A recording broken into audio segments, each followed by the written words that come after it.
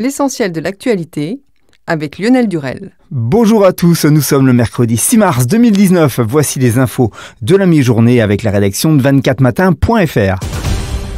Au lendemain de l'agression de 2 surveillants par un détenu radicalisé, la prison d'Alençon, Condé-sur-Sarthe est bloquée ce matin par le personnel pénitentiaire. Un mouvement de protestation qui s'est étendu à de nombreux autres établissements en France. Un délégué national FO précise que le mouvement est illimité. L'émotion est très forte car ça faisait longtemps qu'on disait que ça allait arriver, a-t-il expliqué. Au total, en début de matinée, 18 prisons étaient bloquées par des surveillants, selon l'administration pénitentiaire, tandis que d'autres actions, comme des débrayages ponctuels ou des blocages partiels, accès restreint au parloir, ont eu lieu. Carlos Ghosn, ex-grand patron de l'automobile, aujourd'hui déchu, a été libéré sous caution aujourd'hui de sa prison de Tokyo. Après plus de 100 jours passés en détention sur des accusations de malversation financière, a constaté l'AFP. Sa femme Carole, une de ses filles, l'ambassadeur de France et d'autres personnes étaient arrivées à la prison plusieurs heures auparavant, mais ne sont pas ressorties en même temps. Via son avocat, Carlos Ghosn a payé une caution d'environ 8 millions d'euros. Notez qu'il est très rare au Japon qu'une personne inculpée pour abus de confiance soit libérée avant que ne soit connue la date de son procès ou même avant qu'il n'ait débuté. Ségolène Royal, ancienne ministre de l'écologie, a salué la tribune d'Emmanuel Macron sur l'Europe. Un texte à la fois bienvenu, rassembleur et imaginatif, explique-t-elle, sans se prononcer sur un possible ralliement derrière la liste de la majorité pour les européennes. Interrogée sur France 2 à ce sujet, Ségolène Royal a répondu « On verra comment cela peut se passer », tout en assurant ensuite qu'elle ne se situait pas dans la campagne électorale et dans cet engagement partisan, à la différence de Jean-Pierre Raffarin qui a affiché lundi son soutien à Macron pour les européennes. Hier, le tribunal correctionnel d'Angers a condamné un homme de 67 ans à 7 ans de prison ferme pour des agressions sexuelles commises sur les enfants que son épouse, assistante maternelle, gardait à domicile. Les faits ont duré 20 ans et se sont produits de 1993 à 2013. Nos confrères de Ouest France, qui révèlent l'information, ajoutent que 8 victimes étaient identifiées, garçonnets comme petites filles. Ces victimes incluent des enfants d'amis du couple, et si tous les âges ne sont pas indiqués, il est souligné que les plus jeunes enfants agressés avaient 2 ans à l'époque des faits. En bref, et dans le reste de l'actualité, un an après la réforme ferroviaire, la loi d'orientation des mobilités, deuxième texte phare de la ministre des Transports Elisabeth Borne, arrive ce jour en commission au Sénat. Première étape avant une adoption espérée en juillet.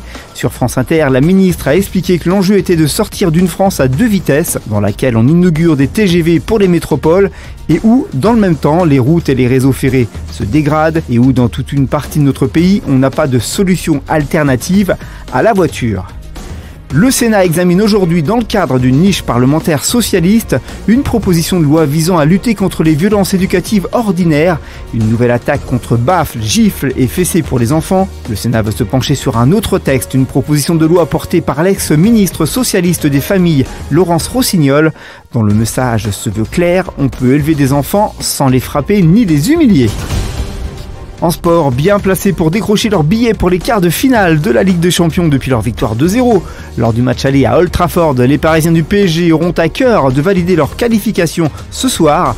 Certains joueurs devront néanmoins veiller à ne pas recevoir un nouvel avertissement, sous peine d'être suspendus pour le match aller d'un éventuel quart de finale. Sans surprise, Marco Verratti émarge parmi ces joueurs sous la menace, de même que Juan Bernat, Julian Draxler et Thilo Kehrer. Malgré la remise en cause du projet de nouvelle enceinte, avec l'abandon du projet Yellow Park porté par Valdemar Kita, le président du FC Nantes, la cité de la Loire-Atlantique conserve son statut de ville hôte pour la Coupe du Monde 2023 de rugby, dont la France sera le pays organisateur et accueillera donc les matchs de ce nouveau mondial dans l'Hexagone, 16 ans après l'organisation d'une première édition. L'actualité du divertissement, hier, le chanteur Jérémy Frérot, découvert avec le groupe Frérot de la Vega et qui désormais vole de ses propres ailes, était l'invité de l'émission Télématin. Il a fait quelques confidences sur le rôle de son épouse, Laure Manodou, dans sa carrière artistique. Elle a comme un rôle de coach pour ma carrière musicale. Laure, avec son passé de sportif, aime les défis. Ça peut m'aider parce qu'elle sait la dureté de ce travail. Le milieu aussi, c'est elle qui m'a appris toutes les règles du showbiz, a précisé le chanteur. On conclut ce journal avec votre météo de jeudi matin. Les pluies se seront décalées vers les reliefs de l'Est, avec de la neige dès 1000 mètres d'altitude. À l'arrière, de belles éclaircies pourraient revenir, mais avec un vent d'ouest soutenu. L'après-midi, un ciel de traîne se généralisera avec des giboulées, sauf le pourtour méditerranéen devrait rester au sec, mais la tramontagne et le vent d'ouest souffleront fort. Côté température, jeudi matin, il fera de 4 degrés à Aurillac à 13 pour Ajaccio, 7 à Brest, 8 à Paris, Strasbourg et Lyon, 9 à Biarritz. Merci d'avoir suivi ce Flash Info. L'actualité continue sur l'ensemble de nos supports, réseaux sociaux, apps et sur 24matin.fr. Bon après-midi à tous, à jeudi 13h pour un tout nouveau journal.